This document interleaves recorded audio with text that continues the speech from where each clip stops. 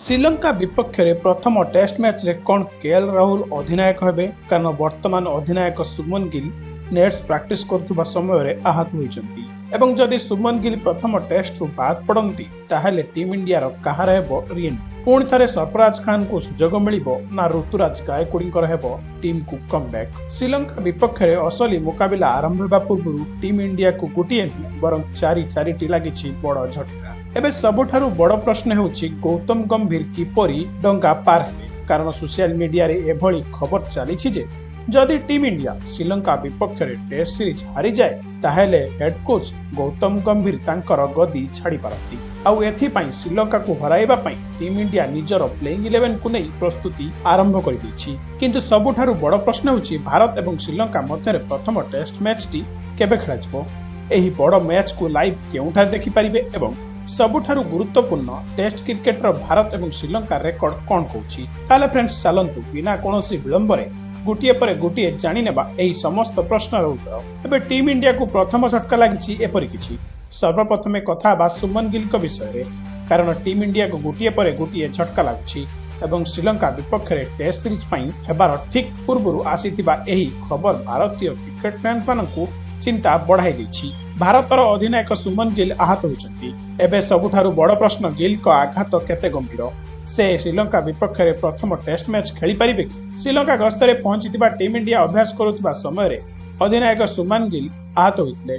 Nets रे batting एवं sleep रे कैच प्रैक्टिस समय रे गिल को डाहाण हाथ रे रिंग फिंगर अर्थात मुदी पिंधा आंगुठी रे आघात लागितला।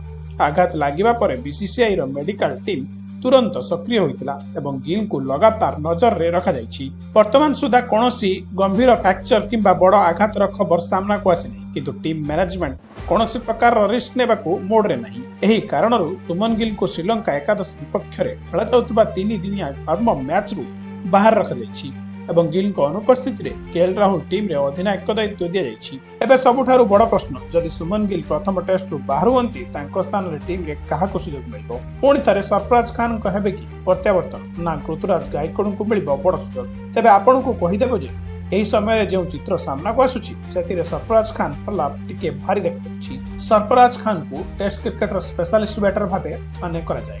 से दीर्घ समय धरी फर्स्ट क्लास क्रिकेट रे रन बनाइछथि एवं जतबेले दी तांको टीम इंडिया पक्षरु टेस्ट क्रिकेट सुजोग मिलुछि से निज बैटिंग रो प्रभावित करछथि। अर्थात जदि टीम मैनेजमेंट गिल को स्थान रे एभली जणे बैटर को चाहुछि जे टेस्ट क्रिकेट निजको प्रमाणित कर सारिछि ताहाले सरफराज खान जणे मजबूत दाबीदार होई पारथि। तबे ऋतुराज गायकवाड़ को मध्य संपूर्ण भाबे अणदेखा कर जाय परिबो ना।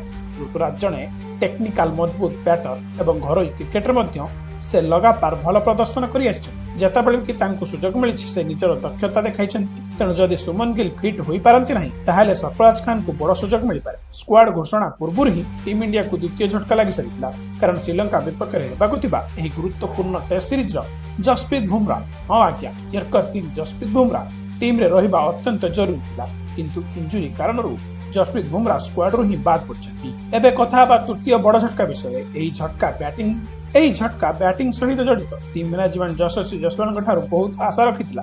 आशा थिला जे से टीम को मजबूत आरंभ देबे नुआ बॉल रे सामना करिवे एवं बड़ पारी खेली विपक्ष टीम ऊपर चाप सृष्टि करिवे किंतु पूर्व किछि सीरीज रु यशस्वी जायसवाल को बैट कलंकी लागिला बळी जाना पड़ुछि जेभଳି तांको ठारू आशा कर जाउथिला सेभଳି किछि मिलु नाही। एबे कथा बा चतुर्थ बड़ झटका विषय रे एठारे नाम आसुछि ऋषभ पंत। टीम मैनेजमेंट पंत कटारू बहुत आशा रखिछि। आशा थिला जे से निज आक्रमणात्मक अंदाज रे बैटिंग करिवे कठिन परिस्थिति रे टीम को संभाळिबे एवं बड़ पारी खेली मैच रो गतिपथ बदलाइबे किंतु चिंतार कथा होछि वार्म अप मैच रे मध्य ऋषभ पंत को बैट किछि खास नथिला। टेस्ट सीरीज आरंभ पूर्व एहा टीम इंडिया पई निश्चित भाबे भल खबर नुह। एबे कथा बा भारत एवं श्रीलंका मध्य हेबाकु थिबा प्रथम टेस्ट मैच रो संपूर्ण शेड्यूल विषय रे। भारत एवं श्रीलंका मध्य प्रथम टेस्ट मैच अगस्त 15 रु खेला जिवो। एही महामुकाबिला गल इंटरनेशनल क्रिकेट स्टेडियम रे खेला जिवो। टॉस भारतीय समय अनुसार सकाळ 9:30 रे हेबो एवं एहार ठीक आधा घंटा परे अर्थात 10टा बेले प्रथम बॉल पकाजिवो। एबे आसंतु सही प्रश्न को जहां प्रत्येक क्रिकेट फैंस जानिबाकू चाहूछन भारत बनाम श्रीलंका प्रथम टेस्ट को जदि आपण माने मोबाइल रे देखा चाहते ताहले जियो हॉटस्टार आप लाइव स्ट्रीम देखि पारिबे। सेही पर जदि आपण टीवी स्क्रीन रे मैच देखा चाहते ताहले स्टार स्पोर्ट्स नेटवर्क रे ଏହାର ଲାଇଭ୍ ପ୍ରସାରଣ ଦେଖିପାରିବେ। ଏବେ ଟିକେ ନଜର ପକାଇବା ଭାରତ ଏବଂ ଶ୍ରୀଲଙ୍କା ଟେଷ୍ଟର ହେଡ୍ ଟୁ ହେଡ୍ ରେକର୍ଡ ଉପରେ। ଉଭୟ ଟିମ୍ ମଧ୍ୟରେ ଏପର୍ଯ୍ୟନ୍ତ ଟେଷ୍ଟ କ୍ରିକେଟରେ ମୋଟ 46ଟି ମୁକାବିଲା ଖେଳାଯାଇଛି। ଏଥିରେ ଭାରତ ଦମଦାର ପ୍ରଦର୍ଶନ କରି 22ଟି ମ୍ୟାଚରେ ବିଜୟ ହାସଲ କରିଛି। ସେହିପରି ଶ୍ରୀଲଙ୍କା ଖାତାରେ ରହିଛି 7ଟି ବିଜୟ, ଯେତେବେଳେ କି 17ଟି ମୁକାବିଲା ହିଁ ଡ୍ର ରହିଛି। ଅର୍ଥାତ୍ ଆକଳନ ଉପରେ ନଜର ପକାଇଲେ ଟେଷ୍ଟ କ୍ରିକେଟରେ ଭାରତର ପଲ୍ଲା ସ୍ପଷ୍ଟ ଭାବେ ଭାରି ରହିଛି। କିନ୍ତୁ କ୍ରିକେଟ ଖେଳ ଆକଳନର ଖେଳ ନୁହେଁ ଭାଇ।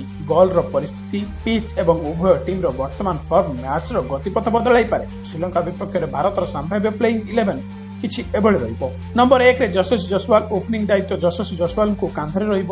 ତାଙ୍କଠାରୁ ଟିମ୍ ମ୍ୟାନେଜମେଣ୍ଟ ଆଶା କରିବ ଯେ ଆରମ୍ଭରୁ ବଡ଼ ପାରିରେ ପରିଣତ କରିବେ ଏବଂ ଟିମ୍କୁ ମଜବୁତ ଆରମ୍ଭ ଦେବେ। ସେହିପରି ନମ୍ବର 2ରେ କେଏଲ୍ ରାହୁଲ। ଶାନ୍ତ ସ୍ୱଭାବ, କିନ୍ତୁ ଆବଶ୍ୟକତା ପଡ଼ିଲେ ଆକ୍ରମଣାତ୍ମକ ବ୍ୟାଟିଂ କରିବାର ସମ୍ପୂର୍ଣ୍ଣ କ୍ଷମତା ରହିଛି। ଏବଂ ଯଦି ସୁମନ ଗିଲ୍ ଫିଟ୍ ନ ହୁଅନ୍ତି ତାହେଲେ ଅଧିନାୟକ ଦାୟିତ୍ୱ କେଏଲ୍ ରାହୁଲଙ୍କୁ ଦିଆଯାଇପାରେ। ଅର୍ଥାତ୍ ରାହୁଲଙ୍କ ଉପରେ ବ୍ୟାଟିଂ ସହିତ ଅଧିନାୟକତ୍ୱର ମଧ୍ୟ ବଡ଼ ଦାୟିତ୍ୱ ରହିବ। ନମ୍ବର 3ରେ ଦେବଦତ୍ତ ପଡ଼ିକଲ। ମିଡିଲ ଅର୍ଡର ଯୁବ ଏବଂ ଆକ୍ରମଣାତ୍ମକ ବ୍ୟାଟର। ୱାର୍ମ ଅପ୍ ମୁକାବିଲାରେ ପଡ଼ିକଲ ରନ୍ କରି ନିଜର ଦାବି ମଜବୁତ କରିଛନ୍ତି ଏବଂ ପ୍ରଥମ ଟେଷ୍ଟରେ ତାଙ୍କଠାରୁ ବଡ଼ ପାରିର ଆଶା ରହିବ। ନମ୍ବର 4ରେ ସୁମନ ଗିଲ୍। ଯଦି ଗିଲ୍ ସମ୍ପୂର୍ଣ୍ଣ ଭାବେ ଫିଟ୍ ହୋଇଯାଆନ୍ତି ତାହେଲେ ଅଧିନାୟକତ୍ୱ ସହିତ ବ୍ୟାଟିଂ ମଧ୍ୟରେ ମଜବୁତ ଆସିବ। କିନ୍ତୁ ଯଦି ଫିଟନେସ୍ ଟେଷ୍ଟରେ ଅନଫିଟ୍ ରୁହନ୍ତି ତାହେଲେ ତାଙ୍କ ସ୍ଥାନରେ ସରଫରାଜ ଖାନଙ୍କୁ ସୁଯୋଗ ଦିଆଯାଇପାରେ। ନମ୍ବର 5ରେ Rishabh Pant. Wicket keeper batter Rishabh Pant. ଯଦି ତାଙ୍କୁ ଭଲ ଆରମ୍ଭ ମିଳିଥାଏ ତାହେଲେ ସେ ମ୍ୟାଚର ଗତିପଥ ବଦଳାଇ ଦେବାର କ୍ଷମତା ରଖନ୍ତି। ଟିମ୍ ଇଣ୍ଡିଆ ତାଙ୍କଠାରୁ ଗୋଟିଏ ବଡ଼ ଏବଂ ପ୍ରଭାବଶାଳୀ ପାରିର ଆଶା ରଖିବ। ନମ୍ବର 6ରେ ରବୀନ୍ଦ୍ର ଜାଡେଜା। ଦୀର୍ଘ ସମୟ ପରେ ରିଏଣ୍ଟ୍ରି କରିଛନ୍ତି ଏବଂ ପ୍ରତ୍ୟାବର୍ତ୍ତନ କରିବା ମାତ୍ରେ ଦମଦାର ପ୍ରଦର୍ଶନ। ପୂର୍ବ ୱାର୍ମଅପ୍ ମୁକାବିଲାରେ ଜାଡେଜା ବଲ୍ରେ 2ଟି ୱିକେଟ୍ ହାସଲ କରିଥିଲେ ଏବଂ ବ୍ୟାଟ୍ରେ ମଧ୍ୟ 63 ରନ୍ର ଦମଦାର ପାରି ଖେଳିଥିଲେ। ନମ୍ବର 7ରେ ମାନବ ସୁତାର। ଯୁବ ଏବଂ ଆକ୍ରମଣାତ୍ମକ ଅଲରାଉଣ୍ଡର ମାନବ ସୁତାର। ନମ୍ବର 8ରେ କୁଲଦୀପ ଯାଦବ। ଚାଇନାମ୍ୟାନ୍ ସ୍ପିନର କୁଲଦୀପ ଯାଦବ, ଯାହାଙ୍କ ବୋଲିଂ ପୂର୍ବ ମୁକାବିଲାରେ ଦମଦାର ରହିଥିଲା। ସେହି 2ଟି ୱିକେଟ୍ ନେଇ ନିଜର ଉପଯୋଗିତା ପ୍ରମାଣିତ କରିଥିଲେ। ଶ୍ରୀଲଙ୍କାର ପରିସ୍ଥିତିକୁ ତାଙ୍କ ଭୂମିକା ଅତ୍ୟନ୍ତ ଗୁରୁତ୍ୱପୂର୍ଣ୍ଣ ହୋଇପାରେ। ନମ୍ବର 9ରେ ଆକିବ ନବୀ ଏବଂ ନମ୍ବର 10ରେ ମହମ୍ମଦ ସିରାଜ ଏବଂ ନମ୍ବର 11ରେ କୁର୍ନୁଲ ବରାର। ତେବେ ଫ୍ରେଣ୍ଡସ୍, ଏହା ଥିଲା ଶ୍ରୀଲଙ୍କା ବିପକ୍ଷର ଭାରତର ସମ୍ଭାବ୍ୟ ପ୍ଲେଇଂ 11। କିନ୍ତୁ ଏବେ ସବୁଠାରୁ ବଡ଼ ପ୍ରଶ୍ନ ଆପଣମାନଙ୍କ ପାଇଁ, ଯଦି ସୁମନ ଗିଲ୍ ଫିଟ୍ ହୋଇନଥାନ୍ତି ତାହେଲେ କେଏଲ୍ ରାହୁଲଙ୍କୁ ଅଧିନାୟକତ୍ୱ କରିବା ଉଚିତ କି ନାହିଁ? କମେଣ୍ଟ ମାଧ୍ୟମରେ ଆପଣଙ୍କ ମତ ନିଶ୍ଚୟ ରଖନ୍ତୁ। ପୁଣି ଦେଖା ହେବ ଆଉ ଗୋଟିଏ ଶାନଦାର ଭିଡ଼ିଓରେ। ଜୟ ହିନ୍ଦ, ଜୟ ଭାରତ।